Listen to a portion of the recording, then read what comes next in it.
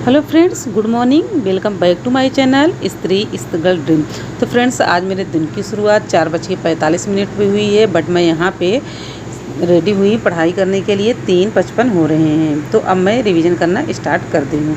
तो मेरे यहाँ पे रिवीजन हो रहे हैं। मॉर्निंग का टाइम मैंने रिवीजन के लिए ही रखा है।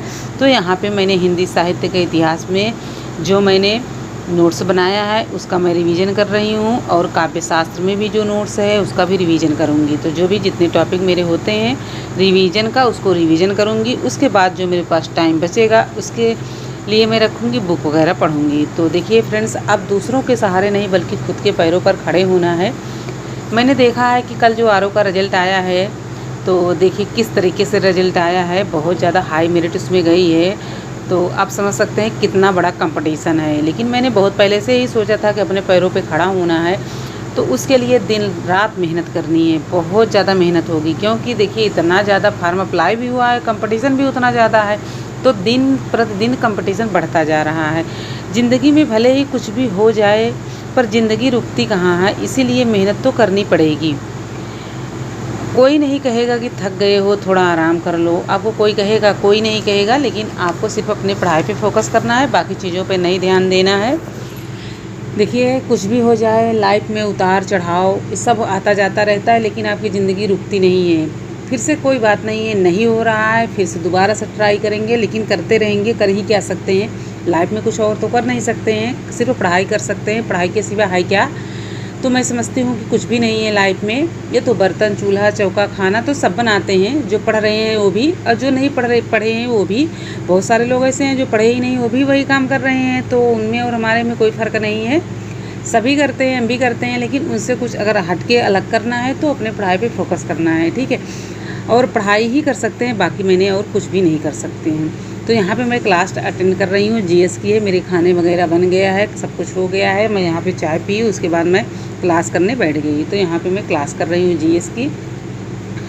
जीएस बहुत अच्छा समझाते हैं। पहले भी मैं आपको बता चुकी हूँ कि बहुत अच्छे से समझा देते हैं, तो थोड़ा समझ में भी आने लगा। पहले तो जीएस मुझे नहीं लग रहा था कि मुझे जीएस आएगा, लेकिन मैंने जब से सीटेट का एग्ज़ाम दिया है, सीटेट मेरा क्वालिफाई हो गया है, तब से मुझे लगा कि नहीं, जीएस पढ़ना चाहिए। तो मैंने जीएस भी पढ़ना स्टार्ट किया है। नहीं तो बहुत लोग सोचते हैं कि चलो बाद में पढ़ लेंगे जीएस, पहले अपना सब्जेक्ट पढ़ें। लेकिन मैं जीएस को भी साथ में लेके चल रही हूँ और बाकी अपने सब्जेक्ट को भी लेके चल रही हूँ। जीएस का नोट्स यहाँ पे बना रही हूँ मैं। देखिए आप जितना टाइम देंगे उतना शानदार आपका रिजल्ट आएगा, उतनी ज़्यादा नॉलेज आपको बढ़ेगी, उतना अच्छा आप कर पाएंगे जब आप उस पर टाइम देंगे। तो देखिए टाइम का महत्व बहुत होता है। सही टाइम पे सही डिसीजन लिया जाए, बाद में सोचने से कुछ भी नहीं होता है। पहले आप सही टाइम पे चूज करिए कि मेरा टाइम जो है, सही टाइम पे पढ़ें, सही टाइम पे उठें। डेली जब आप सही टाइम पे उठेंगे तो सारा काम आपका हो जाएगा। यहाँ पे कोई आ गया था, तो देखिए पढ़ने लगते हैं तो बहुत सारे लोग डिस्टर्ब करने आ जाते हैं।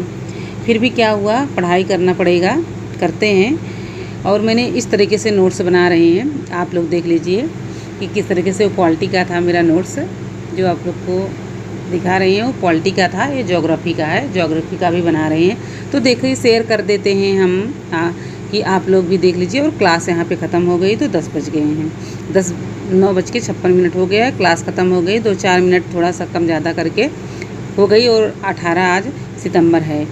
फिर मैंने क्लास करने के बाद बाकी काम जो मेरे पड़े थे, पेंडिंग में थे, उसको सारे कंप्लीट की। फिर मैंने अपनी पढ़ाई स्टार्ट कर दी। तो थर्ड अटेम्प्ट मेरी ये पढ़ाई स्टार्ट हो गई है। यहाँ पे मैं बुक पढ़ रही हूँ।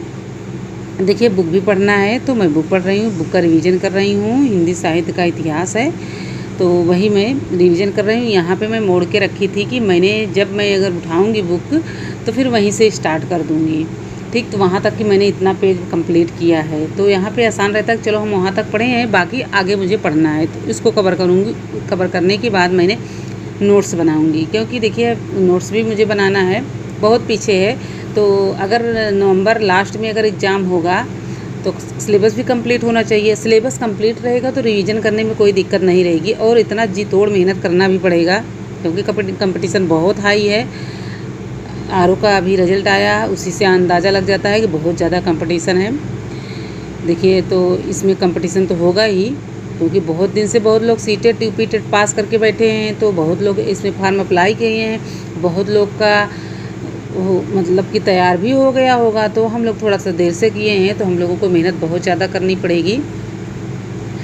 तो देखिए, घंटा उंटा गिनने से कोई मतलब नहीं होता है। मैंने आज 10 घंटा पढ़ा, मैंने 20 घंटा पढ़ा, ऐसा कुछ नहीं होता है। बहुत सारे लोग ऐसे हैं कि पूरे रात रात पढ़ते हैं, लेकिन उनको समझ में कुछ भी नहीं आता है। मैंने ऐसे बहुत सारे लोगों को देखा है कि 10-10, 20-20 घंटे पढ़ते हैं, फिर भी उतना नहीं समझ में आता है। तो देखिए, उतना अपने मन से आप ये देखिए कि हम कितना अपना टाइम मन से दे रहे हैं।